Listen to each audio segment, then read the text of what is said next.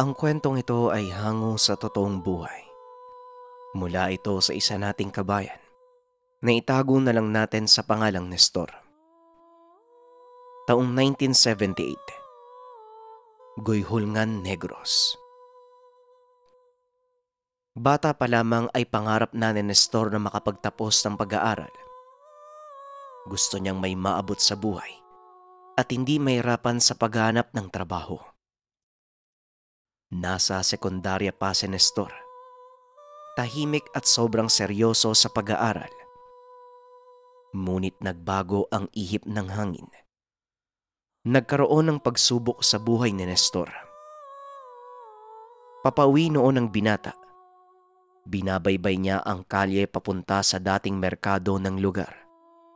Malapit lang doon ang kanilang tahanan. Subalit may nakita siyang paslit na bigla na lamang tumawid sa kalsada. Napansin ng binata na mahahagip ito ng sasakyan. Kaya naman mabilis na hinabol ni Nestor ang bata para sagipin. Mabuti ang kalagayan ng bata. Ngunit sa kasamaang palad ay siya naman ang nabangga ng sasakyan. Tumilapon si Nestor sa gilid ng gutter. Hinanap pa ni Nestor ang bata ngunit hindi na ito makatayo. Hinanap niya ito at hindi na mahagilap pa. Dahil sa biglaang pangyayari, ang buong akala ni Nestor ay ayos lang siya. Wala namang inindang sakit ang binata. Ngunit ilang segundong lumipas, namanhid ang buong katawan ni Nestor at pagtingin niya sa paa. Nakabaliktad na ang isa habang yung isa naman nakausli ang buto at halos sumiwalay na sa binti. Nahimatay si Nestor. Mabuti na lang ay merong kaagad tumulong at dinala siya sa pagamutan.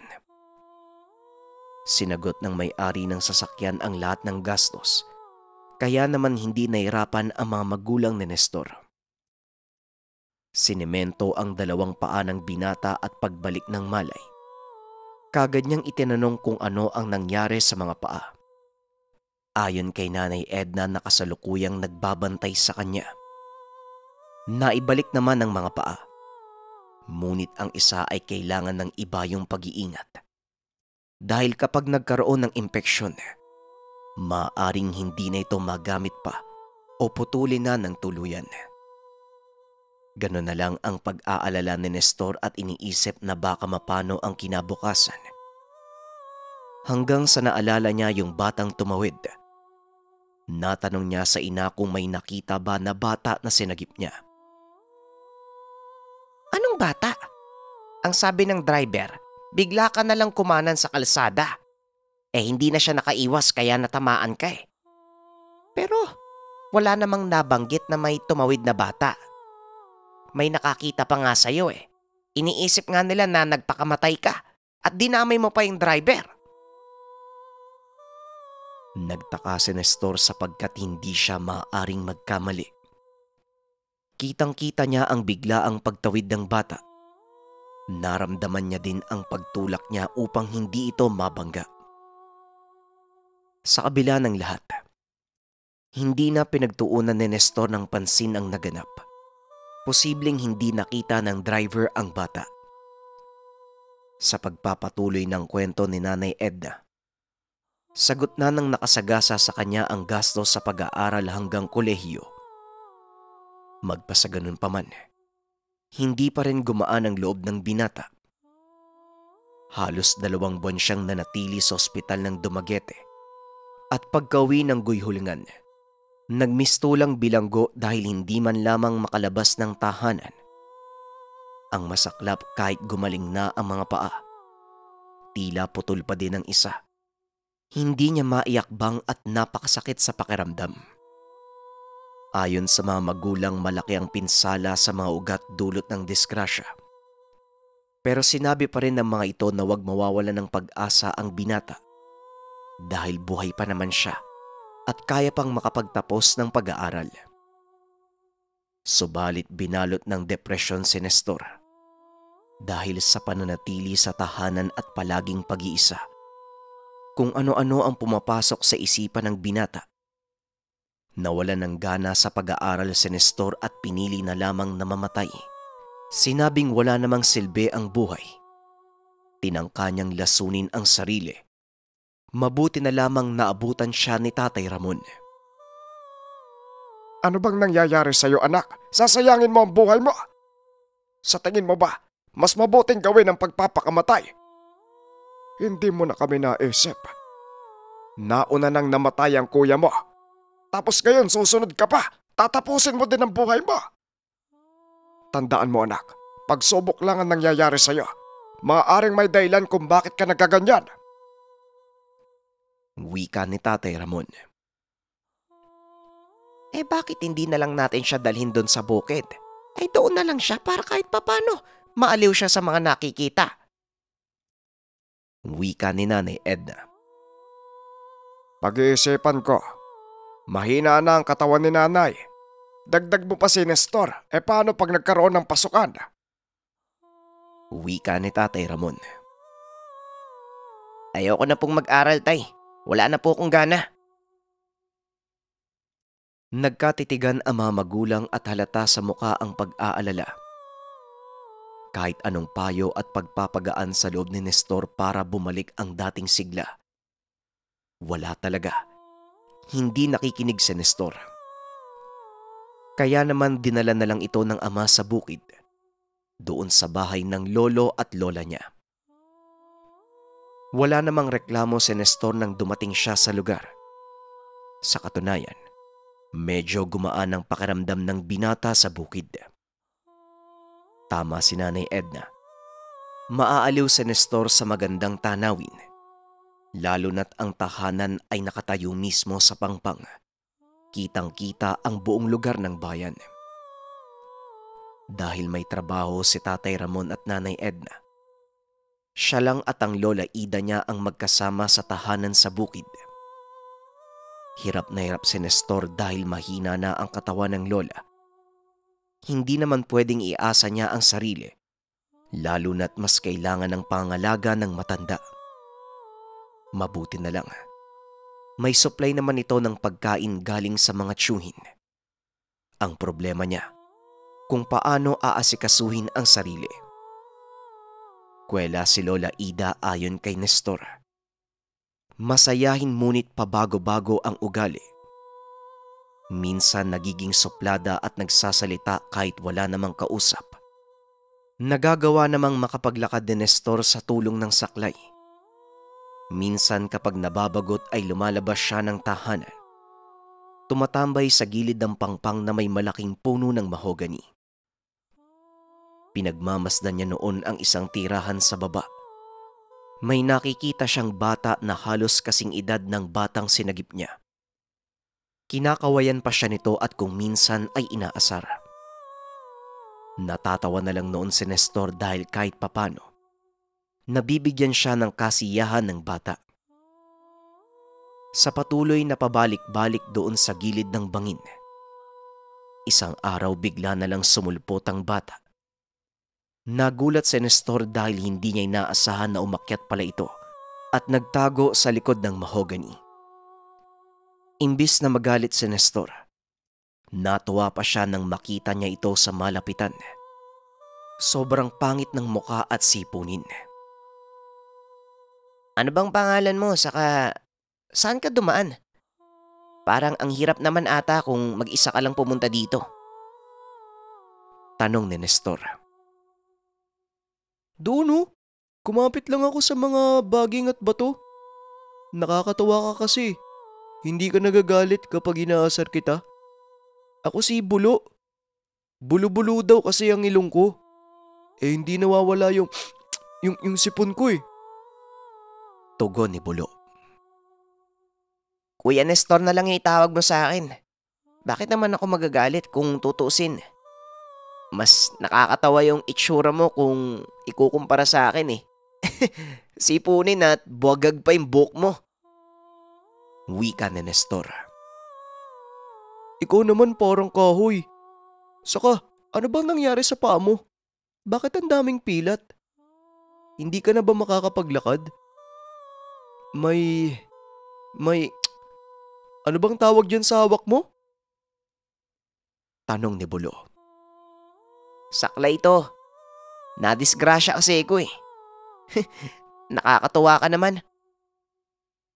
Tugon ni Nestor. Bakit ka na disgrasya? Siguro, mahina yung utak mo, no? Kaya ka na disgrasya.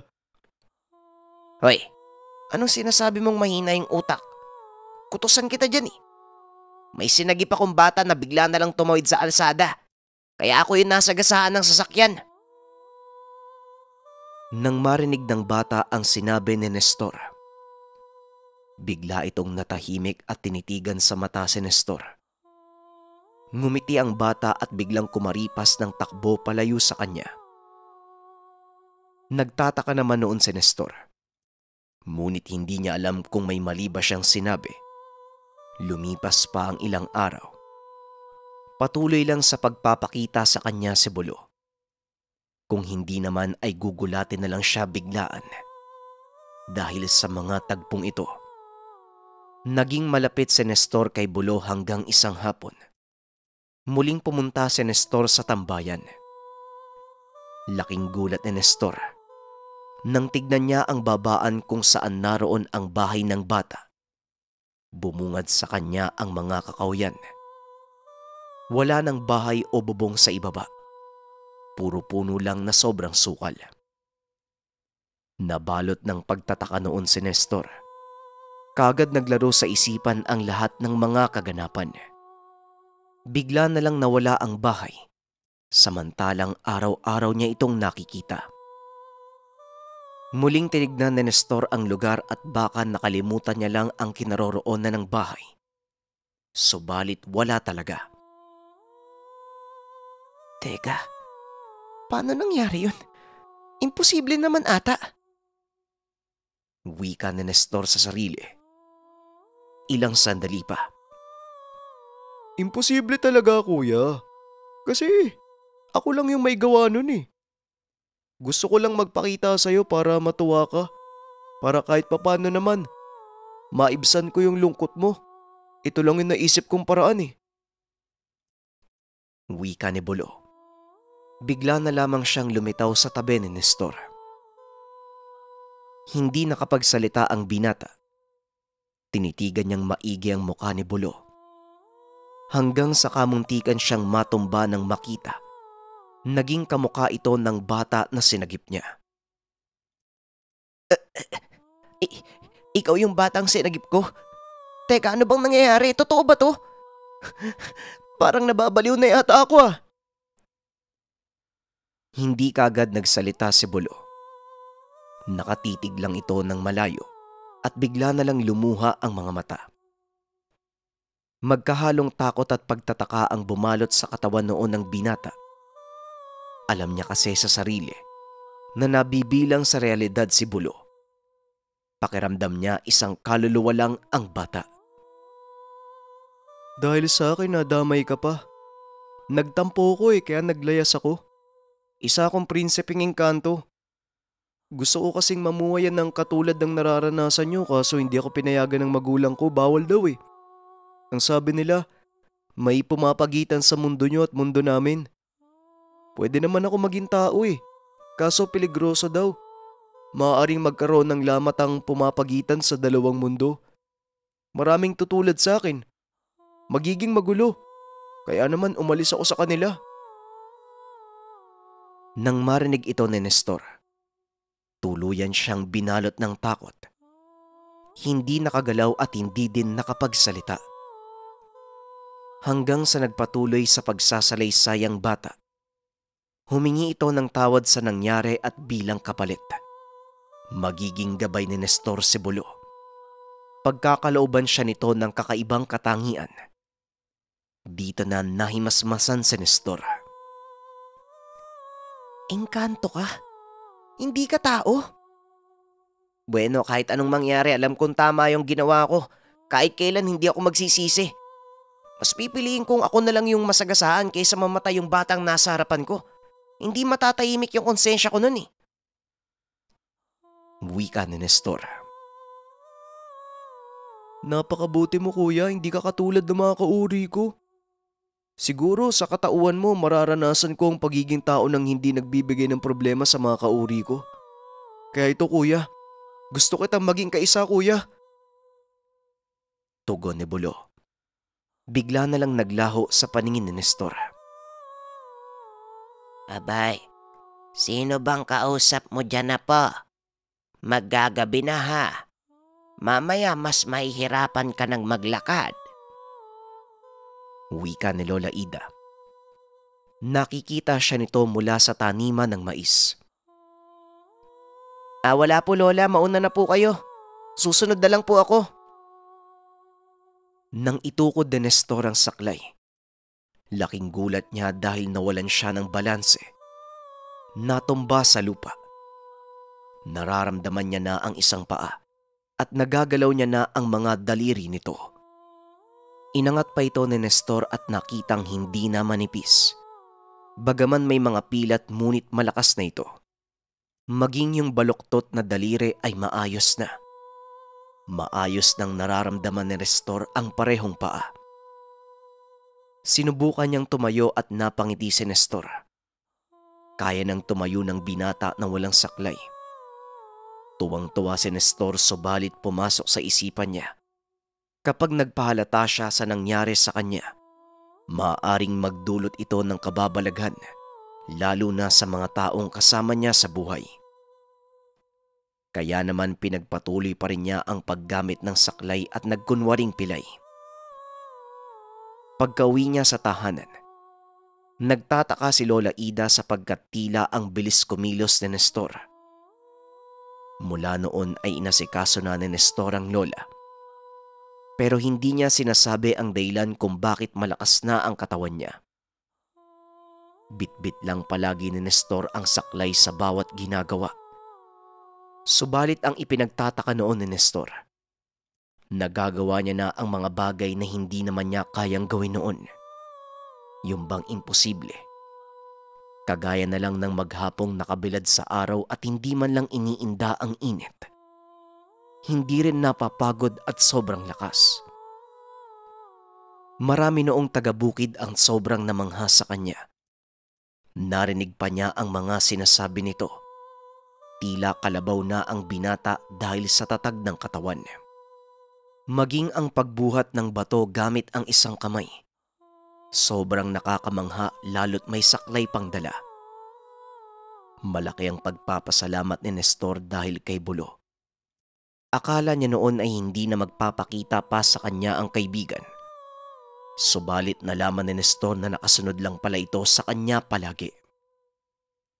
Nagpakita sa kanya si Bulo at gaya ng dati.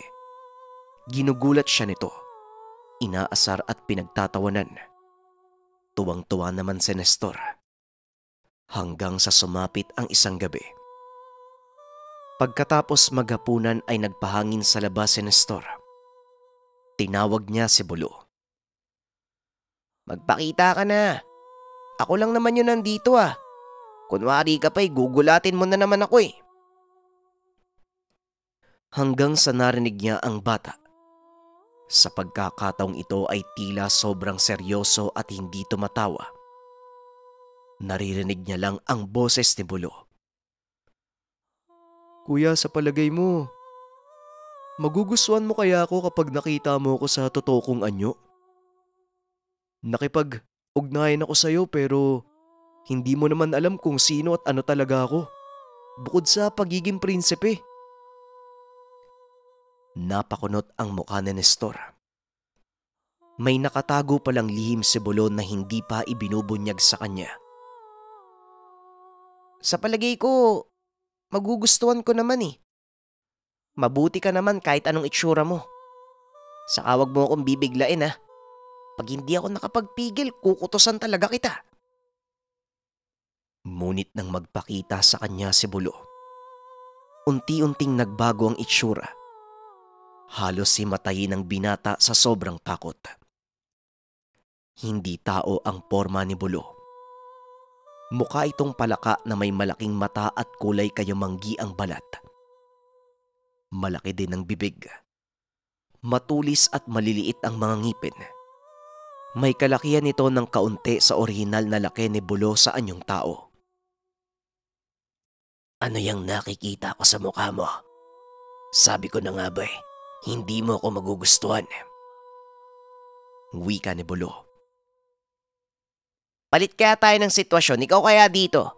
Tapos makikita mong ganyan yung itsura. Teka, wag ka masyadong lumapit ha. Tinatakot mo talaga ako eh. Ano bang klaseng engkanto ka? Batay kasi sa mga narinig ko. Halos kapareho lang ng mga tao yung engkanto ha.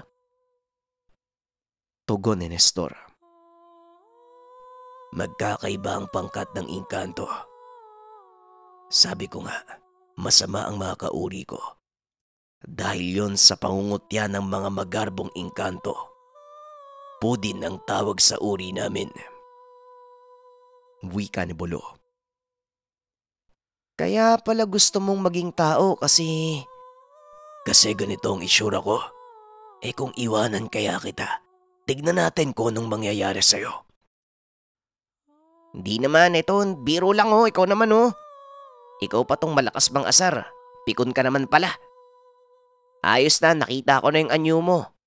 Pwede ka nang bumalik sa pagiging bulo na nakilala ko. Doon ako nasanay Ngumiti lang si Bulo at bumalik sa anyong tao.